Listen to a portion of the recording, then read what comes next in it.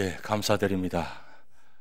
우리 권사님 올라오시는 모습 보니까 너무 아름다워서 조심해서 올라오시는 모습이니까 제가 뒤에서 감동받았습니다. 어느 교회에 예배가 한창 진행 중에 있습니다. 목사님께서 말씀을 전하신데 마침 그때 성탄절이 되어서 목사님께서 말씀 중에 예수님께서 하나님께서 보내셔서 오셨습니다, 이렇게 말씀을 전하시니까 갑자기 저 뒤에서 문을 열고 한 사람이 탁 뛰어들어옵니다. 이분이 술을 마시고 지나가다가 뛰어들어와서 하는 말이 나는 예수다, 이렇게 하니까 예배가 갑자기 다 무너져 버립니다. 목사님도 당황하시고 많이 당황하는데 한 예배위원이 급하게 방송실로 들어갑니다. 들어가서 마이크 볼륨을 최대한 올리고 난 다음 에코를 딱 넣습니다. 그러면서 이 예배위원이 뭐라고 말하냐 하면 나는 너를 보낸 적이 없노라.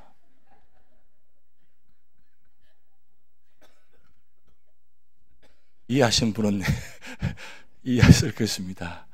최대한 거룩한 음성으로 나는 너를 보낸 적이 없노라, 그 말을 했다는 뜻입니다. 예, 오늘 성령 강림 주일입니다.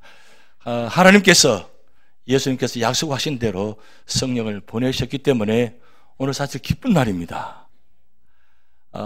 우리가 살아가면서 크게 생일을 세 번 지내게 됩니다. 그 생일은 첫째, 예수님께서 오신 날, 이 성탄절이 우리 가장 기쁜 날입니다.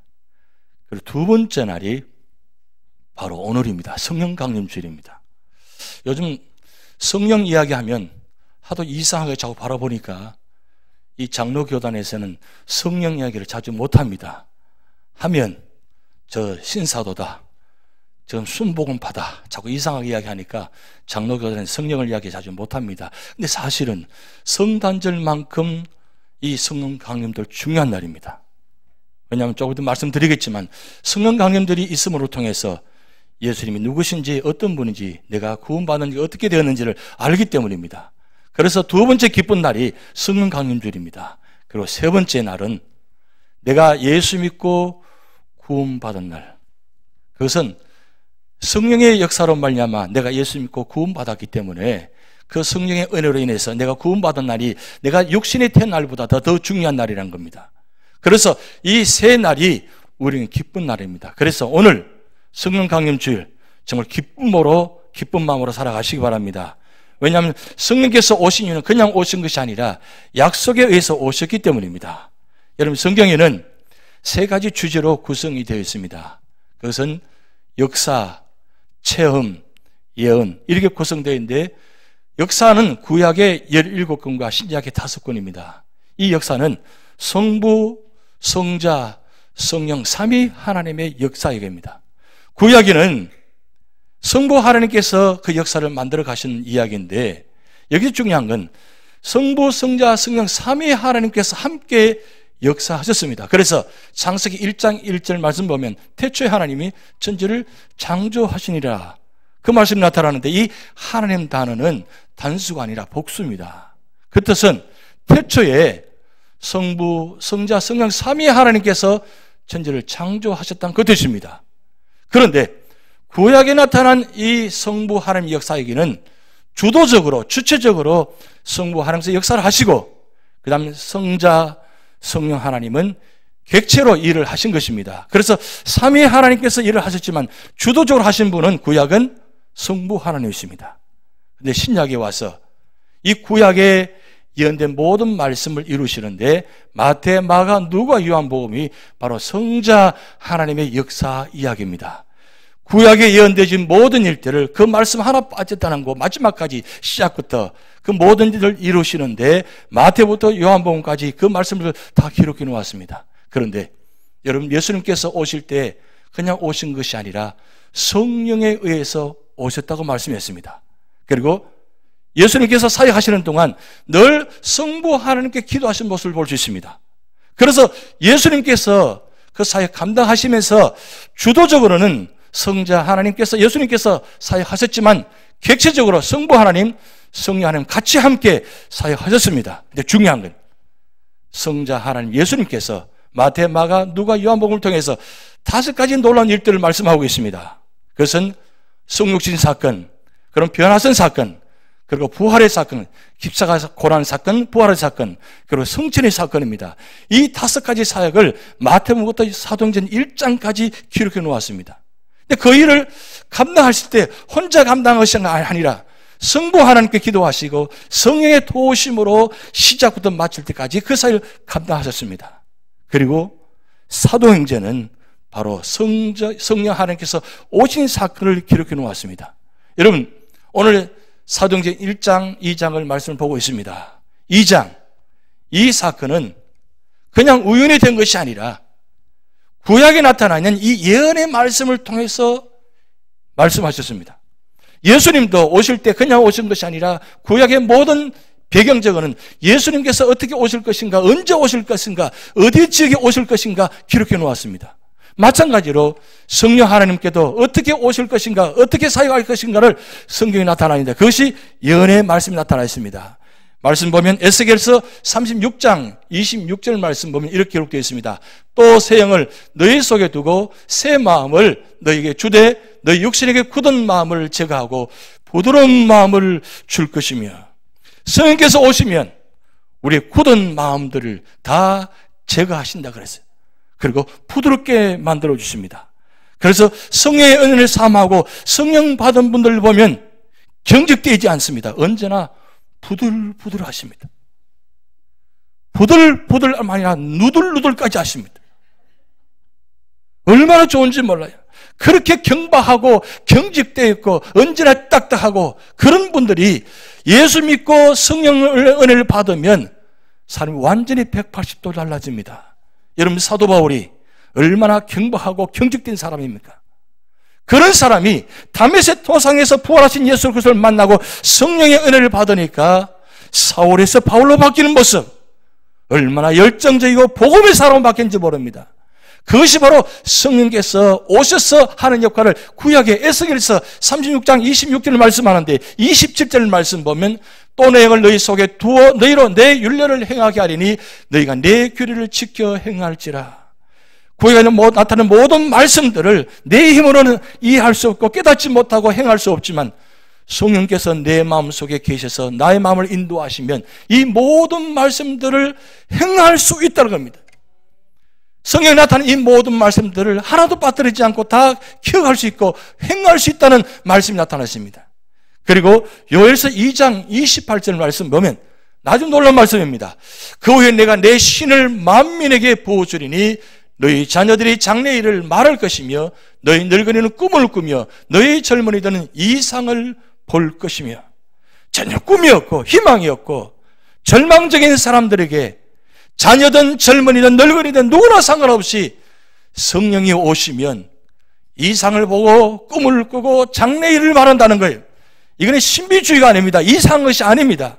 하나님 말씀 안에서 이런 놀라운 일들을 말씀하게 하신다는 겁니다. 그리고 29절 말씀 보면 그때 내가 또 내 영을 남종과 여종에 부어줄 것이며 이 놀라운 은혜를 모든 사람들에게 부어주신다 그랬습니다. 그런데 예수님께서 오셔서 예수님도 이 성령의 약속을 말씀하고 계십니다. 요한복음 14장 16절 말씀이면 내가 아버지께 구하겠으니 그가 또 다른 보혜사를 너희에게 주사 영원토록 너희와 함께 있게 하리니. 자, 성령이 오시면 우리와 영원토록 함께 하시기 위해서 이 약속의 말씀을 예수님을 통해서 말씀하고 계십니다.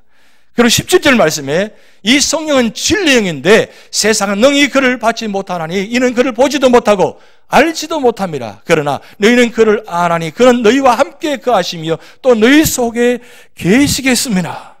예수님은 육신의 몸으로 입고 오셨습니다. 그래서 함께 하셨습니다. 그렇지만 유대인으로 육신의 몸으로 오셨기 때문에 한정적입니다. 유대를 벗어나지 않습니다. 그런데 성령은 우리 속에 거하시고 내주하시고 영으로 오시기 때문에 이 지구상의 모든 사람들과 함께 계시고 속에 계시겠다는 말씀하셨습니다. 그리고 요한복음 14장 26절 말씀에 보혜사 곧 아버지께서 내 이름으로 보내실 성령 그가 너에게 모든 것을 가르치고 내가 내게 말한 모든 것을 생각나게 하리라.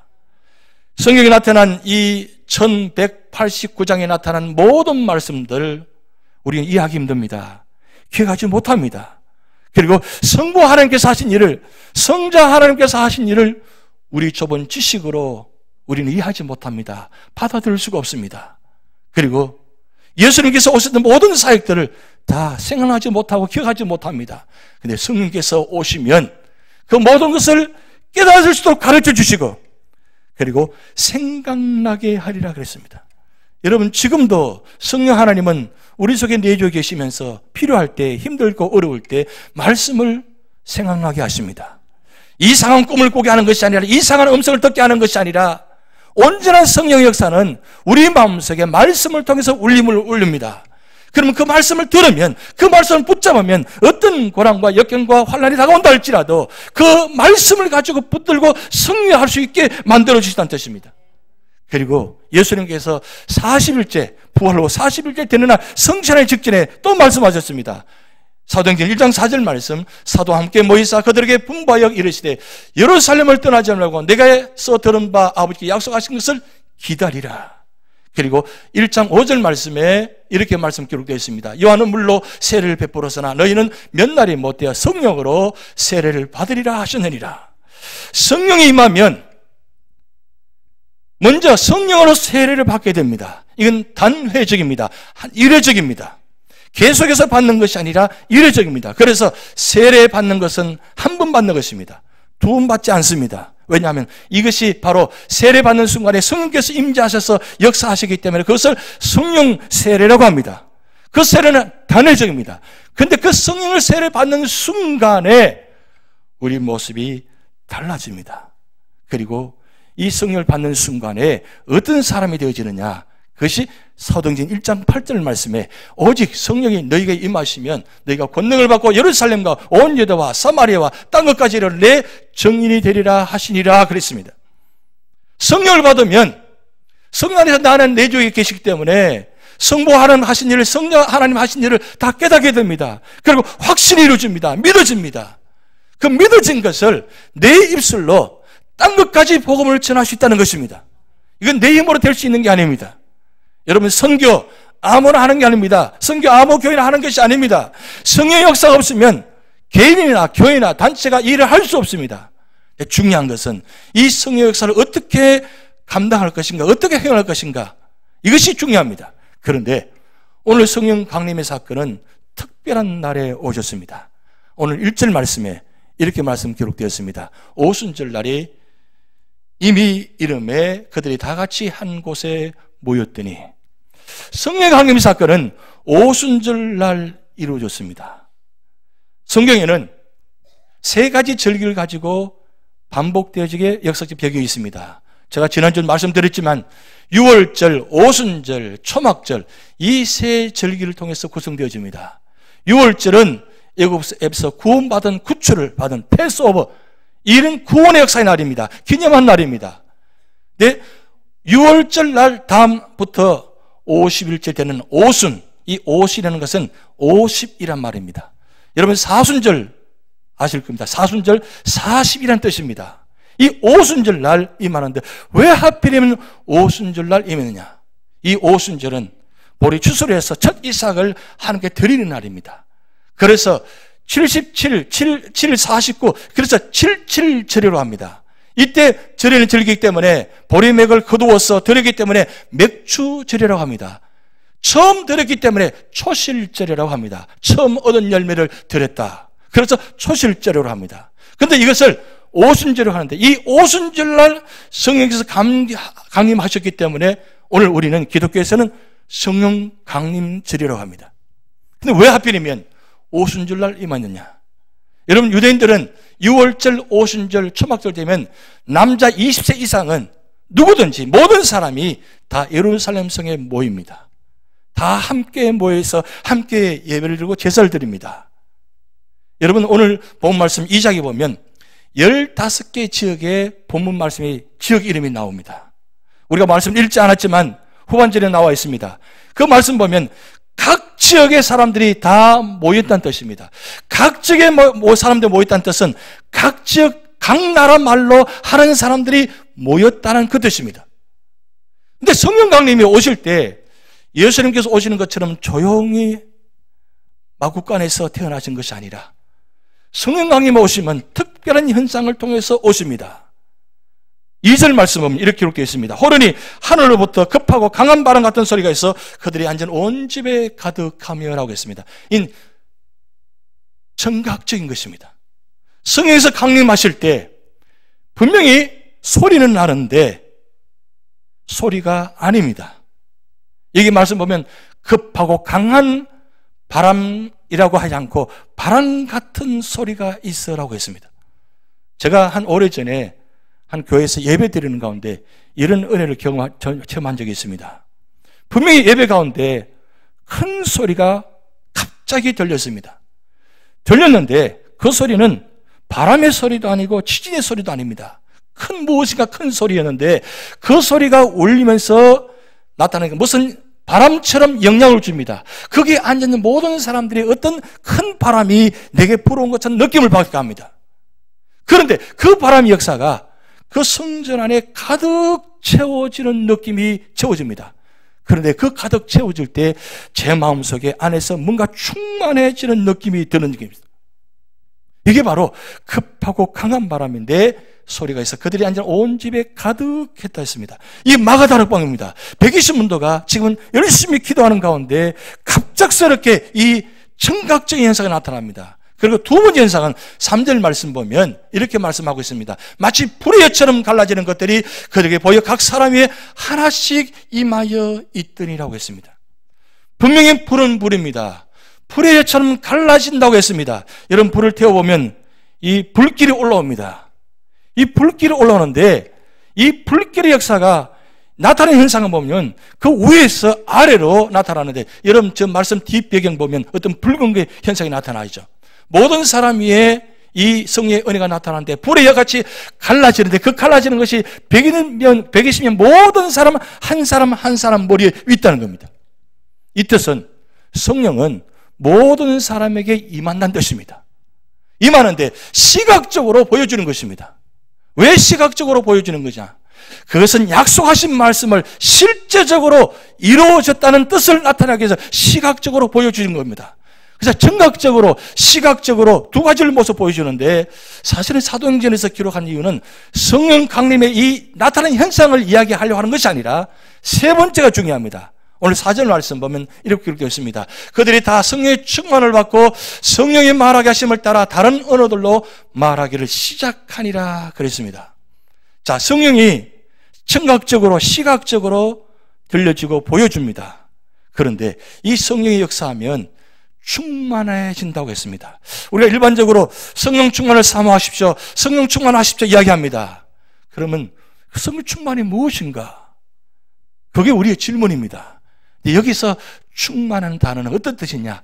성령께서 우리 삶에 들어오셔서 나를 지배하십니다. 생각과 마음을 다 붙잡으십니다. 그리고 내 방법으로 내 지식을 가지고 나가는 것이 아니라 성령께서 나를 지배하셔서 성령의 뜻대로 나를 인도하시는 상태. 그 인도하는 상태가 어떤 상태냐? 내 입술로, 내 마음으로, 내 걸음으로, 내 행동으로 예수 믿으십시오. 그 다음 봉사합니다, 선교합니다, 찬양합니다.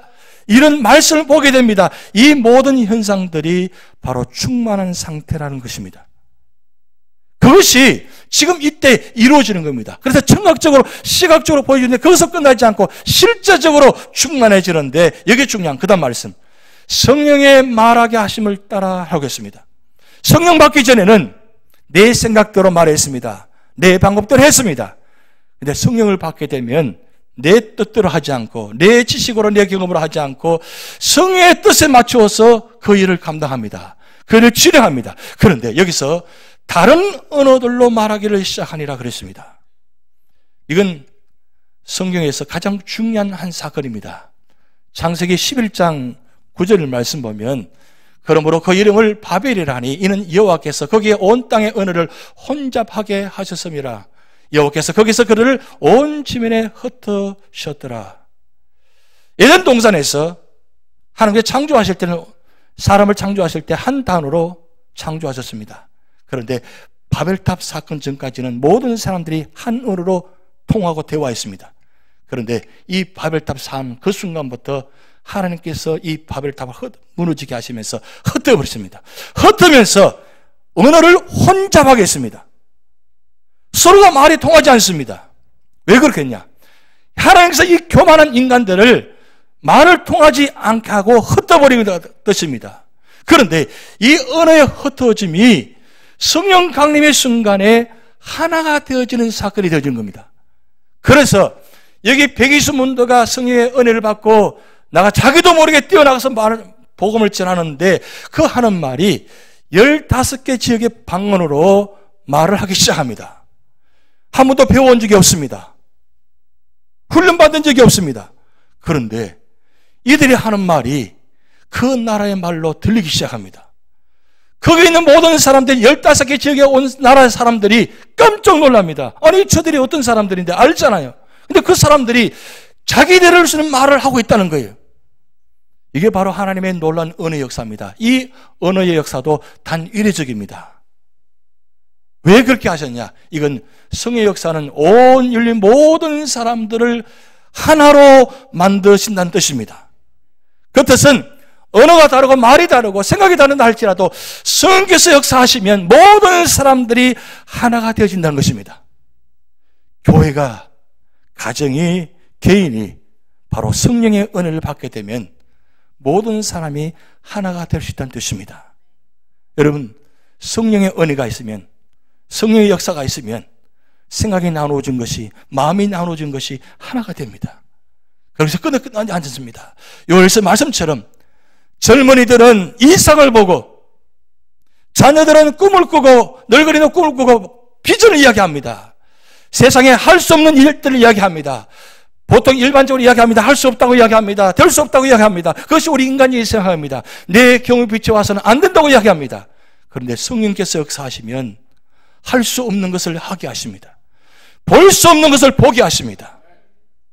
그것이 바로 성령의 역사입니다. 그런데 가장 큰 중요한 이유는 뭐냐? 왜 성령께서 이때 임하셨느냐? 바로 성령의 역사는 교회를 세우시기에 오셨다는 겁니다. 여기 120문도 모인 이 마가다락방의 예루살렘 교회 초대교회, 첫 교회 모임입니다. 교회가 세워지려면 바로 성령 역사가 있어야 됩니다. 성령 역사는 반도 교회를 세우기 위해서 있었습니다. 그래서 사도행전부터 유다서까지 이 22권 말씀 보면 다 교회 세우는 일들입니다. 예수님께서 오셔서 3가지 사역하셨습니다. 회당에서 가르치시고 복음을 전파하시고 그리고 병든 자를 고치셨습니다. 이 3가지 사역을 감당하셨는데 성령께서 오셔서 이 예수님이 하신 일들을 이 제자들에게 성령 받은 사람들에게 하게끔 하셨다는 사실입니다. 그래서 사도행전을 읽어보면 이 3가지 사역을 계속해서 반복해서 나타나는 말씀들이 나타납니다. 근데 중요한 건 성령께서 역사하시면 교회가 달라집니다. 사도행전 2장 43절에서 47절 말씀 보면 교회가 어떻게 달라지는지 말씀이 기록해 놓았습니다. 사람마다 두려워하는데 사도들로 말미암아 기사와 표적이 많이 나타나니 43절 믿는 사람이 다 함께해서 모든 물건을 서로 통용합니다. 그리고 45절 또 재산과 소유를 팔아 각 사람의 필요를 따라 나눠주며 46절 같이 합독하시겠습니다. 날마다 마음을 같이하여 성전에 모이기를 힘쓰고 집에서 떡을 떼며 기쁨과 순전한 마음으로 음식을 먹고 47절 하나님을 찬미하며 또 온 백성의 칭송을 받으니 주께서 구원받는 사람을 날마다 더하게 하시니라. 이게 바로 성령 받은 교회의 모습입니다. 뜨겁습니다. 감격이 있습니다. 그리고 기사와 표적이 나타납니다. 내 것을 네 것이라고 합니다. 저는 다 내 것이었습니다. 그런데 아깝지가 않습니다. 왜요? 하나님 은혜를 주시니까, 채워주시니까 날마다 나눕니다. 유무상통합니다. 은혜를 나눕니다. 물질을 나눕니다. 마음을 나눕니다. 사랑을 나눕니다. 그럴 때 교회가 아름다워집니다. 여기서 보십시오. 마지막 말씀. 주께서 구원받는 사람을 날마다 더하게 하시니라. 교회의 부흥의 역사는 사나의 방법을 하는 것이 아니라 주께서 역사하셔야 됩니다. 근데 어떤 교회, 어떤 사람에게 역사하시느냐? 성령 은혜를 사모하고 성령 충만한 교회, 성령 충만한 성도가 있을 때 하나님은 거기에 역사가 나타납니다. 주께서 날마다 구원받는 삶을 더하게 하신다 그랬어요. 우리 교회 부흥하기를 원하십니까? 먼저 내 심령이 성령 안에서 충만한 상태가 되셔야 됩니다. 성령을 사모하셔야 됩니다. 성령 세례는 일회적이지만 성령 충만은 날마다 부음 받으셔야 됩니다. 왜냐하면 이 성령의 충만이 없으면 우리가 할 수 있는 일을 감당하지 못합니다. 특별히 하나님을 할 수가 없습니다. 생각도 못합니다. 기억하지도 못합니다. 그런데 성령께서 역사하시면 생각지도 못한 일들을 생각하게 합니다. 할 수 없는 것을 할 수 있다고 이야기합니다. 그리고 볼 수 없는 것을 보게 하십니다. 그러기에 그 성령 충만한 성도는 언제나 부정적인 것이 아니라 언제나 긍정적입니다. 왜? 믿음이 있으니까, 충만하니까. 그래서 할 수 없다 아니라 할 수 있다고 이야기합니다. 될 수 있다고 이야기합니다. 그것이 바로 성령 충만의 은혜입니다. 여러분, 120문도 그들은 어떤 모습들의 사람들입니까? 배신자의 도망자의 사람이 있습니다. 십자가에 달려 주님께서 죽으실 때 그들은 아무도 있지 않았습니다. 여호와 외에는 아무도 있지 않았습니다. 그런 그들이 지금 같이 모여서 기도하는 가운데 성령 은혜를 받으니까 도망자가 아니라 배신자가 아니라 이제는 순교를 각오하고 복음을 전하기 시작합니다. 그 복음을 전하는 가운데 3,000명이 5,000명이 회개하고 돌아옵니다. 그리고 날마다 사람들이 더해집니다. 성령이 충만하니까 교회가 세워집니다. 이런 역사는 사람으로 되어지는 것이 아니라 성령 역사로 말미암아 되어지는 것입니다. 오늘 우리 교회가 날마다 더해지는 역사, 그에게 받은 은혜를 가지고 온 세계에 교회를 세우는 교회, 이건 우리 힘으로 될 수 없습니다. 성령께서 역사하시면 이 일을 감당할 수 있습니다. 오늘 성령 강림주일 이미 성령께서 강림하셨습니다. 역사하셨습니다. 그런데 왜 제가 말씀드리냐? 역사를 약속하셨다면, 지금까지 이 말씀 약속하신 다 이루셨다면 앞으로 우리의 약속한 모든 것도 우리를 통해서 이루신다는 말씀입니다. 그러기에 하나님의 역사에 동참하기를 원하신다면, 하나님 뜻에 맞는 그 믿음의 사람 되기를 원하신다면, 그리고 하나님 뜻에 순종하며 복음을 전하는 사람이 되기를 원하신다면 성령 충만을 사모하시기 바랍니다. 성령 충만은 이상한 것이 아닙니다. 뒤집어지고 넘어지고 어떤 이상한 말을 해야만 성령 충만하는 것이 아니라 성령은 언제나 온전한 인격이시고 진리의 영이십니다. 성령 역사가 나타나면 말씀 앞에 엎드립니다. 말씀 중심이 됩니다. 말씀을 가지고 나아갑니다. 말씀을 쫓아갑니다. 그 말씀 가운데 말씀을 선포하는 가운데 말씀을 통해서 역사가 나타납니다. 그것이 바로 성령 하나님의 역사입니다. 기왕이면 여러분들이 하루하루 순종해가면서 그 말씀의 현장 속에서 능력이 나타나는 그리스도로 승리하시는 여러분 되시기를 주님으로 축복드립니다. 기도하시겠습니다.